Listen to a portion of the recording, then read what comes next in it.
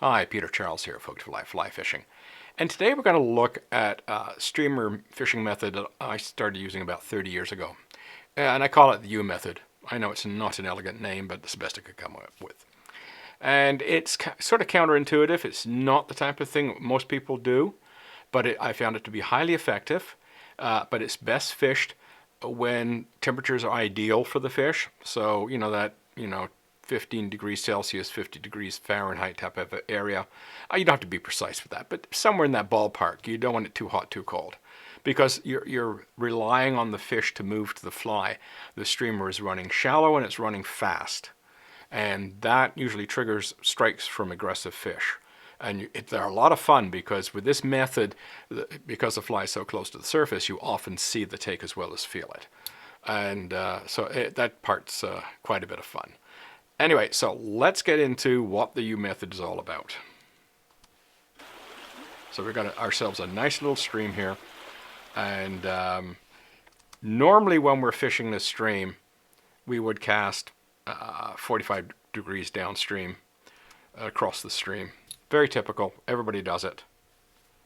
And then we just, swing or strip, or a combination of stripping and streaming. Stripper and streaming. Stripping and swinging.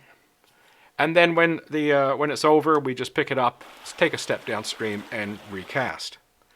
Now, with the U method, what we do is we cast directly across the stream, or even a little bit upstream if you want. So you don't have. It is not a downstream casting method. Minimum going across stream, little bit upstream if you want. Now the next thing we do is we put a downstream mend. Now, a couple of things to think about with the downstream mend. If you do not want the fly pulled away from the bank, you do it more like a reach mend. You've got to put some slack into it, throw some slack into the mend so you don't move the fly. If it doesn't matter, we don't care. And you can make a small mend downstream or a big one. It depends on the current speed, the features of the current, and I'll leave that up to you. You sort of get a feel for this after you've done it a few times to get an idea how you want the fly to behave. And then once you've made the mend, you just let it swing. And as it'll come round, we'll see. First off, you can see the direction the fly is going. When it starts off, that fly is heading almost straight downstream. And then it starts to angle across stream. And then as it swings a little further, it's starting to go broadside. And then when we get closer to the far bank, it's even flattened out the swing even more. And then at the end, it'll end up going upstream, and I usually strip upstream before I recast. So this is going to be a combination of swinging and stripping as we work the U. Well, now what's interesting about this particular method is where the hits come. And you see these yellow circles here.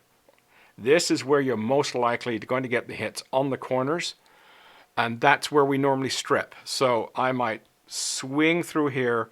Then as I'm going into the corner, I'll start stripping through that bit. Then I'll let it swing through here, and then I might strip it around the corner again.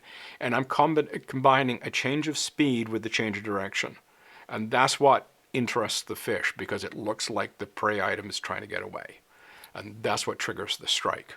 So it's a very effective method. As I say, it's important that you do it when the fish are likely to be moving aggressively. You don't want to do it in too cold of water.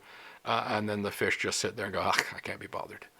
I mean, I have caught steelhead in February on the Credit River using this method, but that's a low probability fishing, but it has happened. We say fish won't do this, and then you go do it. So, yeah, I have caught fish in cold water doing this, but it's really an ideal temperature technique when the fish are happy and moving around. Now, here's a few of the victims of my... before I get any further, almost said, hey, perfect picture for it. The line on here is a floater. It's the Airflow Delta Spey, a 910, and I had a 10-foot polyleader, salmon steelhead polyleader, and a fast sink density. And that kind of setup in two-hand fishing was basically what I always used. I hardly ever used anything else but, a Delta Spey and a fast sink polyleader. I put a Weimer pattern on or my Dirty Harry pattern on, depending on water conditions, and that fly would be like this much under the water, and the fish were coming out for it. It was amazing. We got a few others here. Okay, now, same Delta Spay, and this is a brown trout weimer. Now this is a 4-weight rig, and this was done without any kind of sinking material on the end of the floater. It was just a Mickey fin, and I did exactly the same thing. This was in Maine. I just cast across the current. I'll let the current drag it around. I'll put a end in downstream, and this landlocked salmon came along and crunched that Mickey fin, and I caught a lot of fish that day doing exactly that. So ideally you have a bit of a sinker on, but you don't have to. Here's another one that's a floating line only victim. That's a Joe smelt in its jaw, and that one exactly the same thing, and that one hit just as it turned the corner. It's usually where they hit.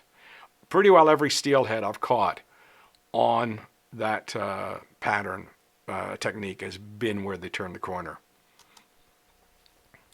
And lastly, a nice Pennsylvania brown. Now, the other thing I should mention, where we saw those 2 yellow circles, what you might ideally do when you're positioning yourself is to try to find structure, or if you see a fish, if there's a depression, whatever, that's what you want to have place your corners, where those features are. That's where they're likely to hold a fish. So if you are able to get your fly changing speed and changing direction over a structure that's likely to hold a fish, that's when you're best likely to get your results. If you see a fish, make sure this is happening in front of them, not over them. You give them a chance to see it, but you want the corner to turn before the fly gets to them. And that's what I was doing with the steelhead, because I knew roughly where they used to sit. So I just make sure it turned before them, and bang, they would nail it. So there you go. Give the U method a try. As I say, it's an ideal temperature technique, not a cold weather technique. And you can use it for a broad variety of species. Just remember, a sink tip or a polyleader is ideal, but keep in mind you're not going to be getting the fly very deep. And you can do it just on a floating line if the current isn't, if the water isn't very deep.